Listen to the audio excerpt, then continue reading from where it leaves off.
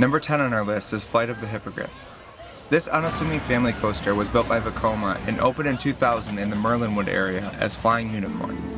In 2008, much of the Lost Continent was closed and rethemed into Hogsmeade, which opened in 2010. Flight of the Hippogriff takes you for a short ride around Hagrid's hut in a wicker hippogriff. We love it for a few main reasons. The wait is frequently short. We often ride Forbidden Journey and then hop on Flight for a quick ride. We even got a train all to ourselves one night during a castle show. The coaster is surprisingly intense. We've ridden many family coasters, and in comparison, this one delivers quite a few moments of positive G's as it barrels around the tight turns. We get to meet Buckbeak. He's a well-detailed animatronic and greets us as we climb the lift hill. It's always a treat. Finally, the view of Hogwarts Castle is amazing. It almost makes the forced perspective better as we climb the lift hill, and the castle still looms high above us. Number 9 is Transformers: The Ride 3D. Originally designed as a way to export the Amazing Spider-Man ride to other parks avoiding licensing issues, Transformers uses the same scoop vehicle and contains many of the same basic motion and story beats. It opened in 2013 at Universal Studios Florida. The screen-based attraction takes us on a mission to protect the Allspark from the Decepticons. We enjoy the ride even without being fans of the movie franchise. It's fast-paced with great 3D effects and an immersive story. Highlights of the ride include driving through the mouth of Devastator and the large ending scene with Optimus Prime. Number 8 on our list is the Incredible Hulk coaster. First opening with Islands of Adventure in 1999, it was completely rebuilt from the ground up and reopened in 2016. Rarely has a ride lived up to its name as much as Hulk does. This coaster from B&M has riders turn into the Hulk and experience the power and rage of his transformation. It's super intense, and from the launch to the first brake run, the positive G's are nearly non-stop. We frequently gray out between the Cobra Roll and the Loop. While many of the sensations are not really pleasant, that somehow only enhances the overall experience. Other interesting elements of Hulk are the splashdown effect, onboard soundtrack, and dive under the walkway. Number 7 is Harry Potter and the Escape from Gringotts. In 2014, a new area of the Wizarding World opened. Diagon Alley replaced the opening day attraction Jaws the Ride and featured a level of immersion that had yet to be seen in a theme park. The shops, experiences, and dining locations form a corridor, all leading to Gringotts Bank at the end of the alley. This is the setting for Diagon's main attraction, Escape from Gringotts, a hybrid roller coaster / screen-based dark ride manufactured by Intamin. The conceit of the ride is that visitors are in the bank to open their new vault on the same day that Harry, Ron, and Hermione are breaking in. What follows is a fun and thrilling ride filled with trolls, dark wizards, and a dragon. The 3D effects work well with the physical sets, and it's the only place in the Wizarding World where Voldemort makes an appearance. But where Gringotts really shines is in its incredibly detailed queue and facade. We love shopping and grabbing drinks in Diagon Alley. I got a wizard's brew. Watching the dragon breathe fire over the streets, and then heading into the bank. Just walking through the beautiful lobby, seeing the animatronic goblins, and winding our way underground to the loading station is worth the wait itself. Number 6 on our list is Jurassic Park River Adventure. We got a little wet. Opening with Islands of Adventure in 1999, River Adventure is pure nostalgia for us. This ride makes me feel like I'm a kid again. The ride exists as part of Isla Aventura, an in-universe island branch of Jurassic Park. As such, it has a tour showing off its many dinosaurs. Of course, something goes wrong when we are knocked into the raptor containment area by a Parasaurolophus. Our evacuation route takes us up into a pumping station before we encounter a Tyrannosaurus and plummet 85 feet to safety. The ride offers different experiences during the day and night and features some incredibly realistic animatronics, and also some not as well maintained. In spite of its flaws, the ride is the highlight of the original Jurassic Park Island, which also includes great restaurants, a bar, a massive play area, and a replica of the visitor center from the first movie. We love the mix of relaxation and thrill that River Adventure offers. Getting up close and personal with so many larger-than-life dinosaurs is a childhood dream come true. We hope that someday soon, Jurassic Park River Adventure gets the TLC it deserves. Number 5 is The Amazing Adventures of Spider-Man. Spider-Man opened with IOA in 1999 as part of Marvel's Superhero Island. This screen-based ride was revolutionary for its time, winning a Best Dark Ride Golden Ticket award for 12 consecutive years. Working for the Daily Bugle as amateur journalists, riders board the groundbreaking scoop vehicle. We then travel around New York City to investigate the sinister syndicate and their theft of the Statue of Liberty. We encounter each villain with their powers triggering special effects including fire, water, and heat. We just rode Spider-Man. Eventually, Spider-Man saves the day, capturing all of the members of the syndicate. The ride is surprisingly whippy and intense and features very convincing 3D effects. We thoroughly enjoy the story, Stan Lee cameos, and 90s-style comic animations. The Amazing Adventures of Spider-Man is just plain fun. Number 4 on our list is Revenge of the Mummy. Opening in 2004 and replacing the opening day ride Confrontation, The Mummy begins with a dark, immersive queue. We walk through an Egyptian dig site and trigger a few interactive effects before boarding what looks like a minecart. The attraction starts as a dark ride, featuring a mummy animatronic, a treasure room scene, and scarab beetles. Suddenly, after a track switch and backward ride, we are launched upward into the roller coaster portion. The coaster ride is brief but intense with a false ending, fire effects, black lights, and Brendan Fraser. The Mummy is pure Universal, thrilling, scary, fun, and based on a classic movie. It's our favorite ride at Universal Studios Florida. Number 3 is Harry Potter and the Forbidden Journey.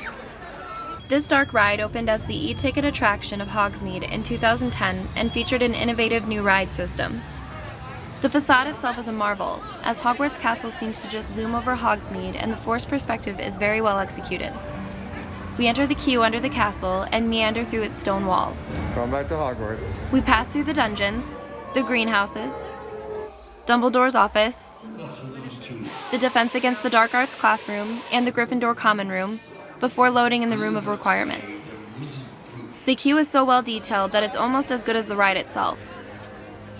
The ride vehicles are themed as benches, and from the station it looks as if we're about to ride a Haunted Mansion-style Omnimover. Then, once Hermione charms the benches and sends us to the observatory, the true ride system is revealed. Using KUKA arms, which were originally engineered for autonomous manufacturing, the benches are able to fully articulate in all directions. This technology, along with carousels of curved projection screens, allows us to seemingly fly across Hogwarts, moving in between practical and screen-based sections. We are able to see the Hungarian Horntail, the Quidditch pitch, the Chamber of Secrets, Aragog, the Whomping Willow, Dementors, the Great Hall, and more. From the moment we're greeted with "Welcome back, students" at the castle entrance, we feel right at home. Number 2 on our list is Velocicoaster. Opening in 2021 in the Jurassic Park area of Islands of Adventure, this ride took over the plot of the opening day attraction Triceratops Encounter. Velocicoaster follows the premise that tourists are not satisfied with just seeing dinosaurs anymore and want attractions with more teeth. So the team at Jurassic World decided to build a roller coaster inside of a raptor paddock. We're about to be on that. The queue takes us through several outdoor switchbacks, offering terrific views of the coaster before leading us inside. The main entrance features a lighting package and leads up to a statue of the 4 raptors. Mr. DNA introduces the attraction, and we make our way into a room with windows viewing the second launch. First of their kind, transparent OLED screens show raptors chasing after the train. Then we walk into the grooming station and see 2 incredible animatronics. The raptors breathe, snarl, and shake as we walk by. No detail was left out of the experience, even down to the smell, vaguely grassy and metallic. After storing our bags in a locker, and some further exposition from Chris Pratt and Bryce Dallas Howard, it's time to ride. We leave the station and pull into a kennel area where the raptors were beside the train. Then we launch. We speed faster and faster into the paddock before pulling up into an Immelman. From this moment on, we realize that this is unlike any coaster we've ridden before. The launch was fast, but the train takes this element a little slower, which gives us just enough time to hang out of the seat. It's a very unusual experience, almost as if the coaster is trying to throw us out. The rest of the first half of the coaster, the Spaghetti Bowl, weaves around the paddock, tearing through rockwork and around the 4 raptors. Then we hit an even faster launch, taking us to 70 miles per hour and sending us up into the top hat. The view from the top is breathtaking. We have time to look around the entire park before rocketing back down to the ground. The next element is an inverted stall, leaving us upside down over the path for 100 feet. We helix around the path twice, taking in one unique throw-you-out-of-your-seat element after another. We speed over the water and into the Mosasaurus roll, a tight heartline roll that spins us seemingly inches over the lagoon, before heading back towards the station. The theming and queue help build up to a completely unique coaster, that left us both stunned after our first ride. You lost your shoe on the ride? I lost my shoe on the ride. If that wasn't enough, the landscaping, kinetic energy, paddock views, and chorus of screams make the entire Jurassic Park/World Land feel richer and more alive. Velocicoaster is a truly beautiful expansion with non-stop thrills that definitely has more teeth. As an honorable mention, we love the Hogwarts Express. One of our favorite ways to spend a day at Universal is to go to Diagon Alley for the first part of the day. We love shopping, drinking, riding Gringotts, casting spells, visiting Nocturne Alley, and taking in the tales of Beetle the Bard or a show with Celestina Warbeck.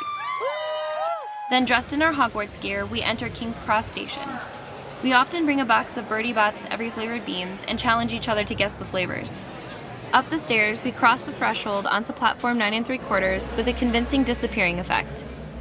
Coming out of the small corridor and seeing the Hogwarts Express is a magical experience. Hedwig greets us, and we get ready to board. The train features 2 different adventures depending on which direction it's heading. But the trip to Hogsmeade is our favorite. We encounter Dementors and see Malfoy Manor before being greeted by Hagrid and seeing the castle come into view. The sweeping theme from Harry Potter plays, and we always feel a little emotional. After exiting the train, we immediately feel transported. We've traded the urban, dense feel of Diagon Alley for the evergreen trees and snow-capped roofs of Hogsmeade.